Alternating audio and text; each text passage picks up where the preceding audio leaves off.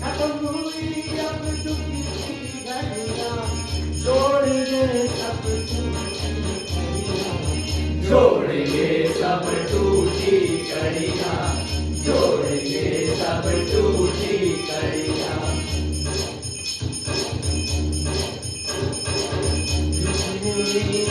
देखा सपना पुराना अपनाया जग में, ऋषि मुनि ने देखा था सपना, वे पुराण अपनाया जग में। जिसमें निकला नाट्यशास्त्र अपना, जिसमें निकला नाट्यशास्त्र अपना, भरत मुनि ने सूत्र बनाया, भरत मुनि ने सूत्र बनाया। आंगिक बांझ कहार साधिकम हो, आंगिक बांझ कहार साधिकम, यही है अपना वसुदेव कुटुंबकम। यही है अपना वसुदेव कुटुंबकम, यही है अपना वसुदेव कुटुंबकम, यही है अपना वसुदेव कुटुंबकम, यही है अपना वसुदेव कुटुंबकम।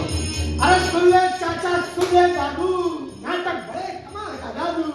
अरे जादू तो बस आंख का धोखा, नाटक आंख के मैल को धोता। जादू? अरे हाँ भाई जादू। अरे नाटक जादू ही तो है। भैया कहना क्या चाहते हो? अरे यही कि नाटक में कितना आकर्षण होता है।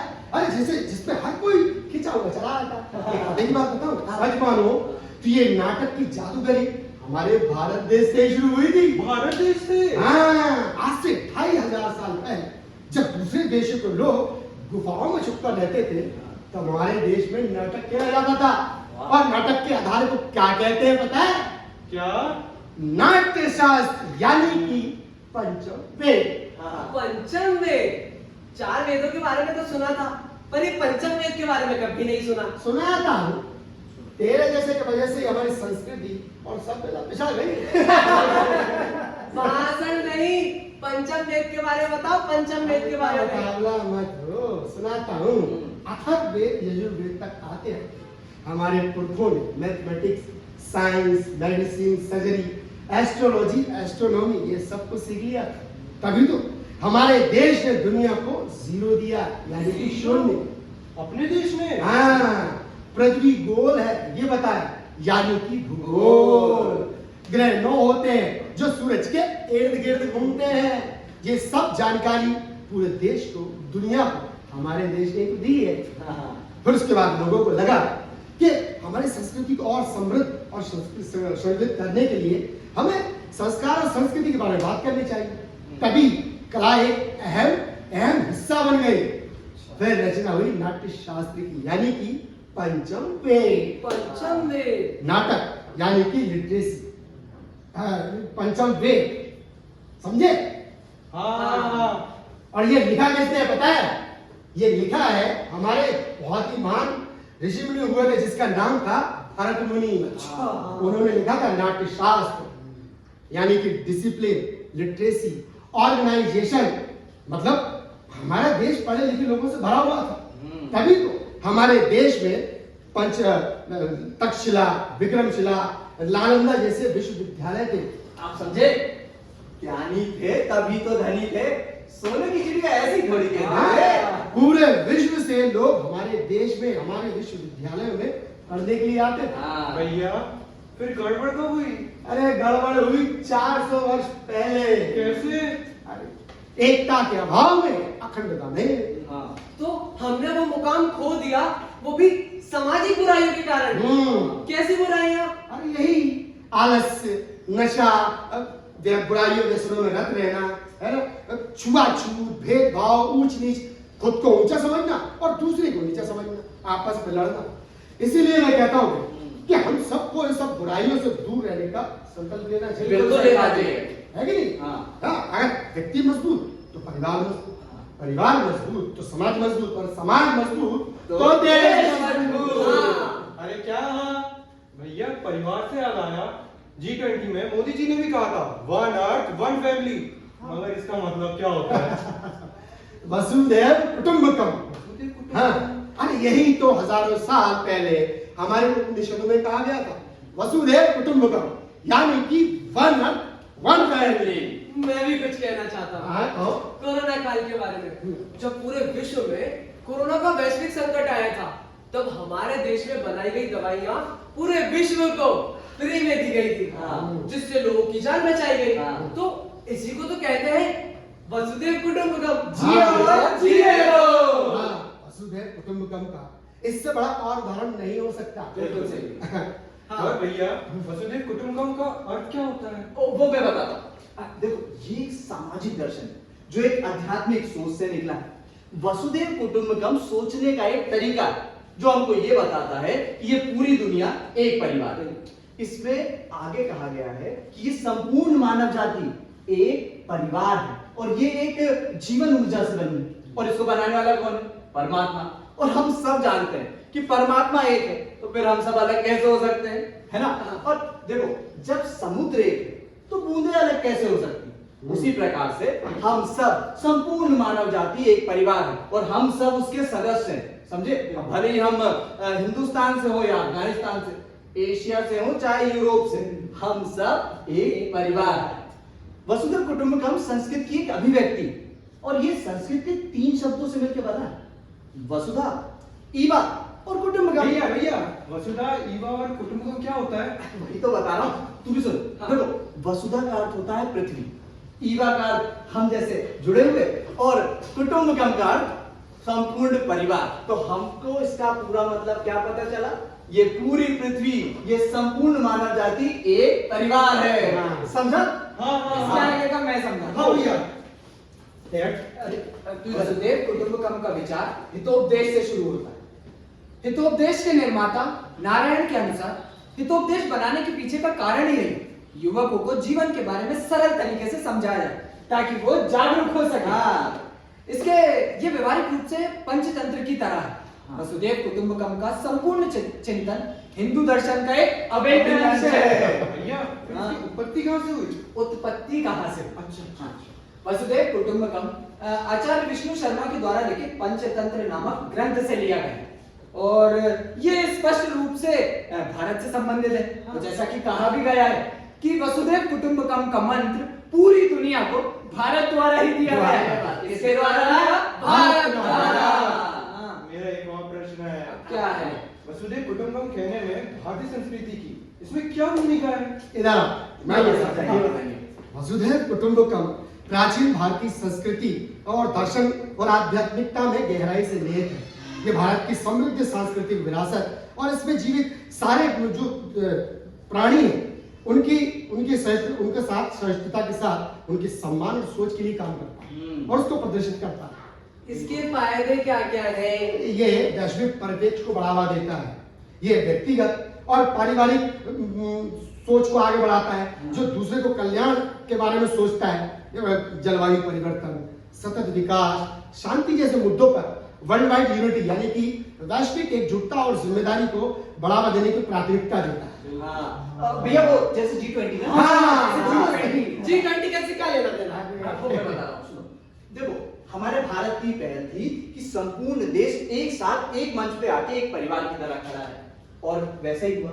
जब इस बार भारत में G20 का सम्मेलन रखा गया तो संपूर्ण देश एक साथ एक मंच के नीचे आके खड़ा हुआ। वो मंच क्या था? एक बैनर तले वसुधैव कुटुंबकम, यानी संपूर्ण पृथ्वी एक परिवार। तो जब ये सब एक साथ खड़े हुए तो हमारे भारत की जो पहल थी वो साफ साफ क्लियर हो गई कि ये योगदान जो भारत का था वो एकदम सही निकला। समझा? G20 का मतलब क्या है और ये बनाया क्यों गया? छोटे चेतन जो इधर मैं बताता हूँ। G20 का पूरा नाम ग्रुप ऑफ 20 और इसकी स्थापना 1999 में एशियाई वित्त संकट के बाद वित्त मंत्री और केंद्रीय बैंक के गवर्नरों के लिए वित्त मुद्दों और आर्थिक मुद्दों पर चर्चा करने के लिए एक मंच के रूप में की गई। भैया भैया बोल यार। यार ये काम कैसे करता है ये भी बता दो। वो मैं बताऊंगा। तू उधर जाएगा। सुन, G20 ना कोई कार्यालय या कोई स्टाफ के साथ काम नहीं करता।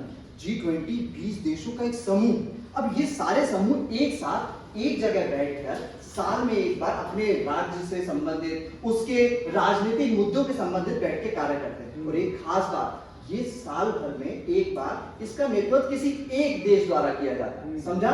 हाँ समझा, मतलब हम सब साथ हैं। भाई समझ गए। अरे वाह वाह वाह वाह भाई, मैं तो समझता था कि तुम लोगों को वसुधैव कुटुंबकम और G20 के बारे में कोई जानकारी नहीं है। यहाँ तो ज्ञान का भंडार भरा पड़ा हुआ है।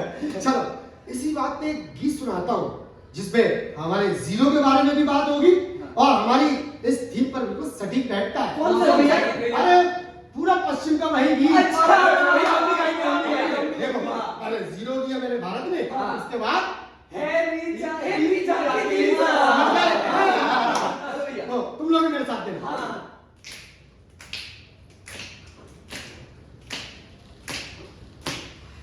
जब जीरो दिया मेरे भारत ने मेरे भारत ने दुनिया को तब गिनती आई।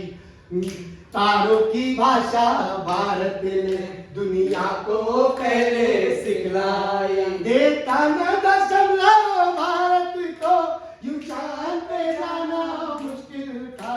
धरती और चांद की दूरी का अंदाजा लगाना मुश्किल था। अपना भारत वो भारत है जिसके पीछे संसार चला। सभ्यता जहाँ पहले आई, पहले जन्मी है जहाँ पे कला। अपना भारत वो भारत है जिसके पीछे संसार चला। पीछे संसार चला और आगे बढ़ा बढ़ता ही गया। भगवान करे और बढ़ता ही रहे और फूले फले। बढ़ता ही रहे और फूले फले। बढ़ता ही रहे और फूले फले। अब सुनाता हूँ आगे का भी। सुनाओ।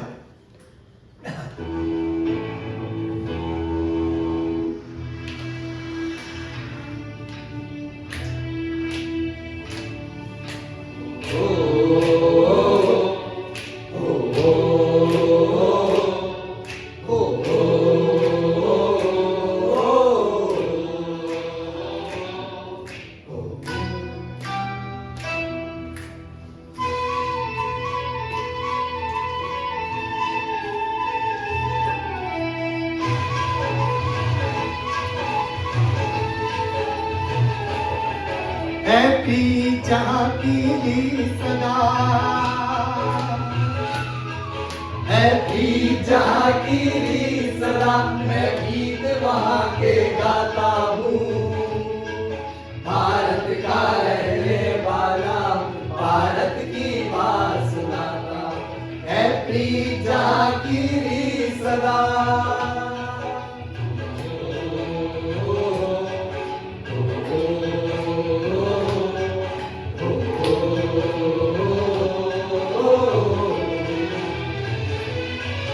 काले गोरे का भेद नहीं, हर दिल से हमारा नाता है।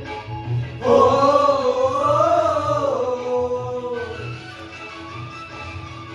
कुछ और नाता है हमको, हम प्यार निभाना आता है। ओ जिस बात वही दोहराता हूँ। भारत का रहने वाला हूँ, भारत की बात सुनाता हूँ। है प्रीत जहाँ की सदा।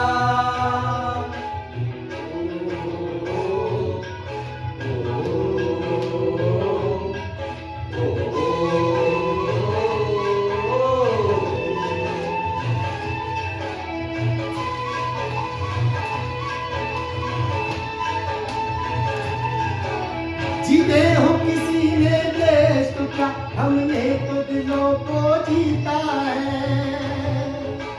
ओ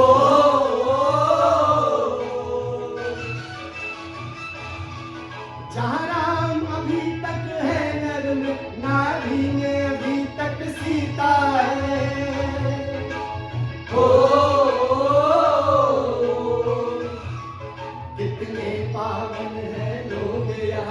कितने पावन है